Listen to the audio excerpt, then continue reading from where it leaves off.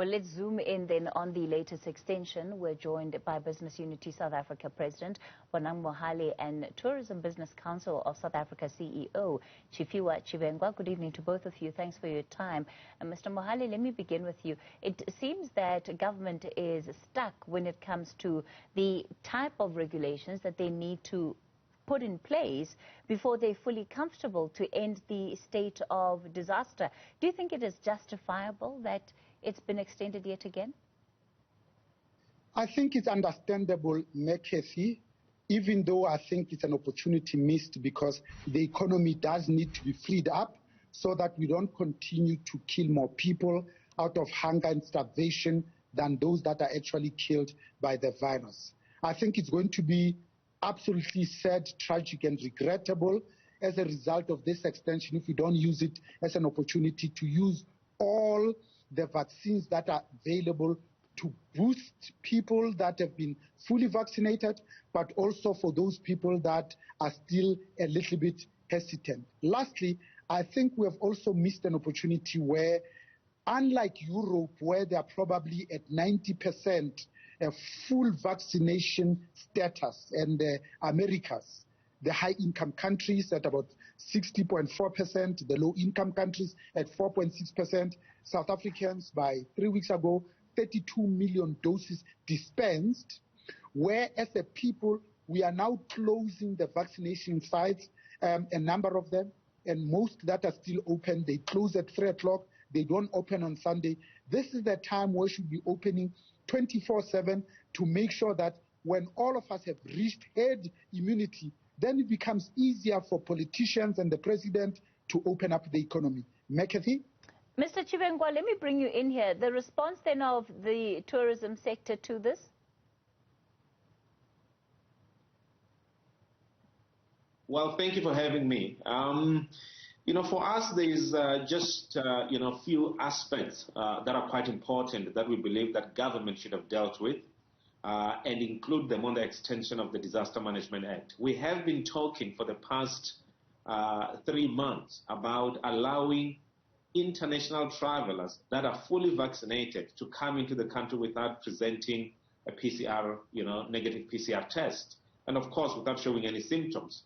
And we've been talking about this through various channels, including NetLeg, we've got NetJoins, we've written directly to the Minister of Health, and we were hoping that, today we're going to announce that we are removing the negative PCR requirement for the fully vaccinated travelers that are coming into the country, as well as South Africans that are fully vaccinated that leave the country and come back.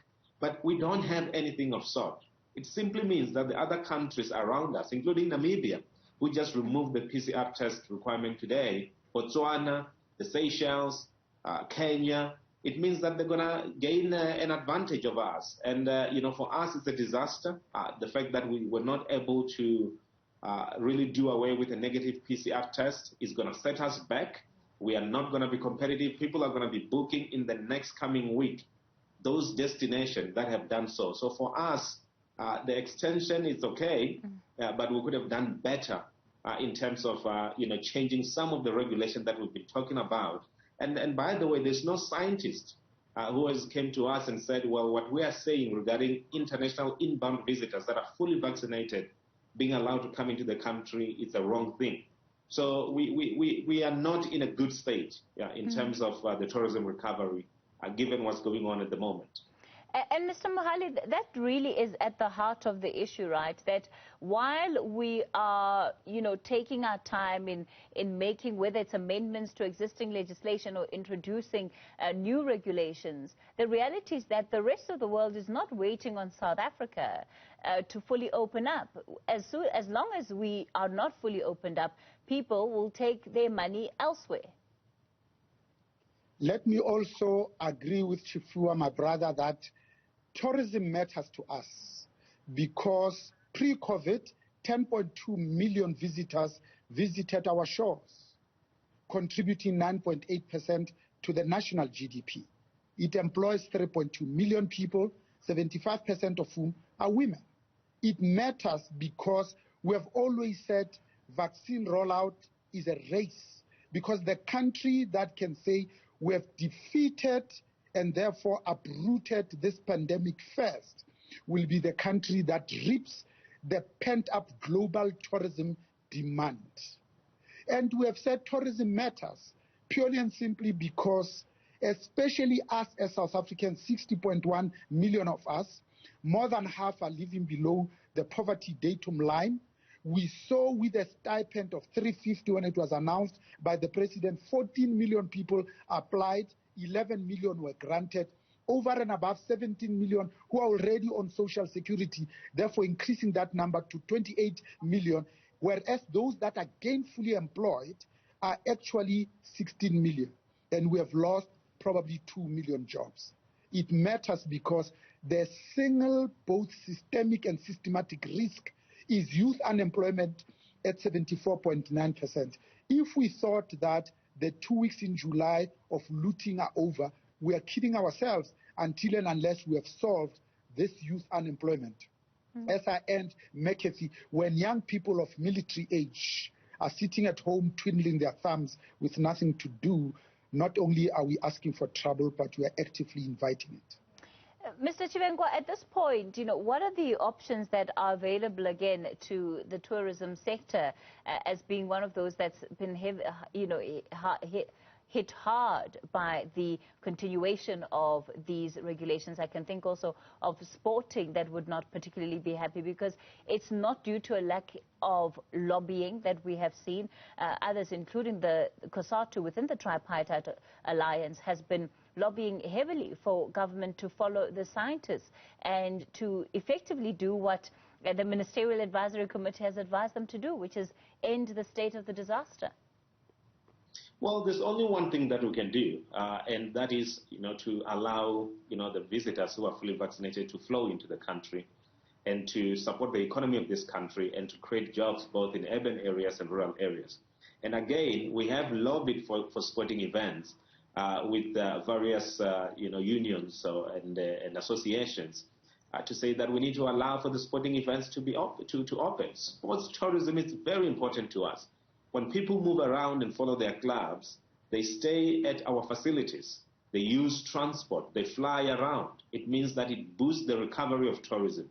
And we've been hard at work to do the lobbying. We have talked to all the right people, but they seem to not make a decision.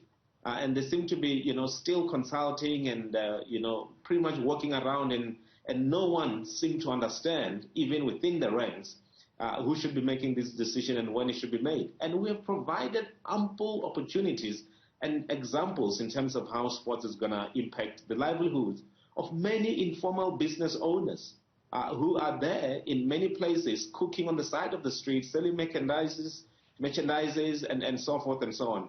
In the tourism space, we've talked about many people in the informal business of tourism. If you go to Durban and you look at the people that are there by the beach selling ice cream and selling, T-shirts and so forth and so on, those are the people that are heavily impacted. And that's why we say there's only one thing we can do, and it's within our control.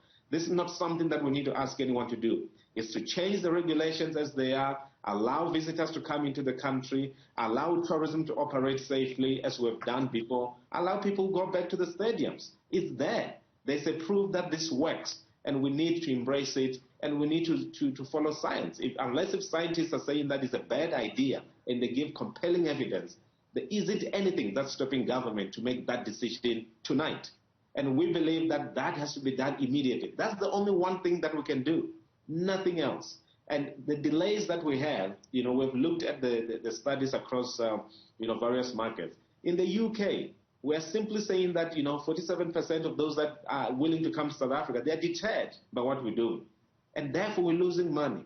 We could be supporting 100,000 jobs if we make the right decision. And we're imploring government to really look at these regulations. Yes, the state of disaster is extended, but what are the details? What are we changing on the regulations? And what we've been saying is that change the sporting, make more people to go to the sporting events, conferences and exhibitions, and of course allow those that are fully vaccinated to be able to travel to South Africa without requiring a negative PCR test. It's that simple.